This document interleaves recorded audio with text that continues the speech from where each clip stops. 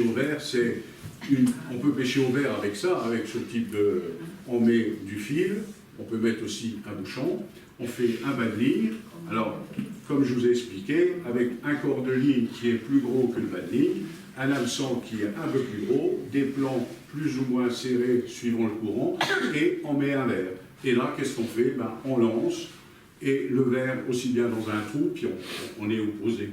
La pêche au leurre, avec différents leurres, ce qu'on appelle la cuillère, numéro 3, numéro 2, numéro 1, numéro 3 à fort courant, numéro 1, quand il y a moins de courant, moins d'eau, pour pêcher aussi le petit poisson.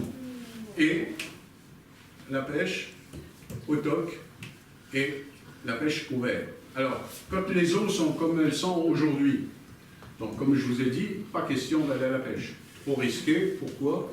Les dangers au bord de l'eau. La rivière, chez nous, elle est comme ça. Vous avez des berges qui sont élevées.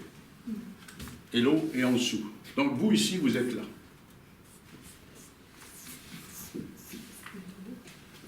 Alors, qu'est-ce qui se passe avec les fortes pluies qu'on a eues ces derniers temps? Mais les berges sont masses. Alors, au début, la berge, elle va être comme ça. Elles sont plutôt comme ça. Et avec le courant, donc le courant, il va ronger ici.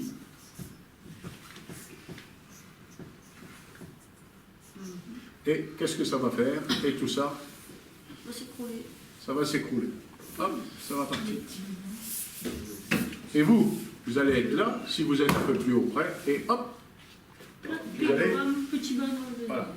Et je peux vous dire que cet accident-là s'est produit à Raucourt-la-Côte il y a 3 ou 4 ans avec un pêcheur de Bologne, une personne qui était un petit peu âgée, qui était au Breuil, je pense que c'était au Breuil, et il s'est approché un peu au bord, donc la rivière, ça faisait un peu là, ça faisait un peu comme ça, il s'est approché et hop, c'est parti. Et lui, il est parti avec. Et une chance, on avait un gars qui est au bureau chez nous, qui s'appelle Bernard Vorin, qui était à côté, qui a sauté dans la main, qui a été le rechercher. Et il était en botte, il a failli se noyer. Et vous voyez que les accidents, ça arrive. Quand on va pêcher au leurre, on va pêcher au leurre, mais pas comme aujourd'hui, dans une situation normale, où les eaux sont basses, des seins du haut, où on peut pêcher, et on va pêcher avec une cuillère du numéro 3, et on va lancer. Alors, quand on lance toujours dans la partie amont, et on fait en descendant. Mais, qu'est-ce qu'on va avoir aussi comme surprise?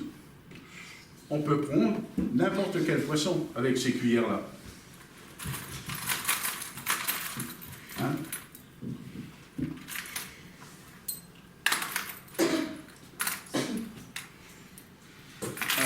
On va pêcher, normalement, c'est pour pêcher la truite. Numéro 3, numéro 3. Mais, donc vous savez que la truite, qu'est-ce qu'il y a comme type de truite, tiens, en fait? La truite fario et la truite arc-en-ciel. Voilà, la truite fario et la truite arc-en-ciel. Alors, Enzo, qu'est-ce que tu apprécies plus spécialement à l'école de pêche de Bologne? Ils nous apprennent à pêcher, on fait des sorties, ils nous apprennent des choses qu'on ne connaît pas. Comme quoi?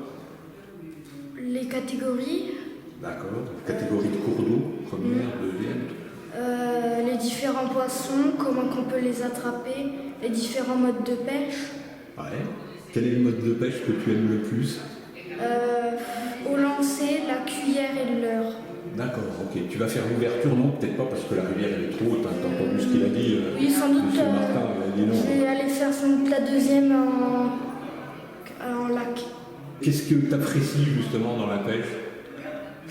Le fait de voir des poissons, changer d'air, aller au bord de l'eau, s'amuser, rigoler avec nos parents quand on a un poisson.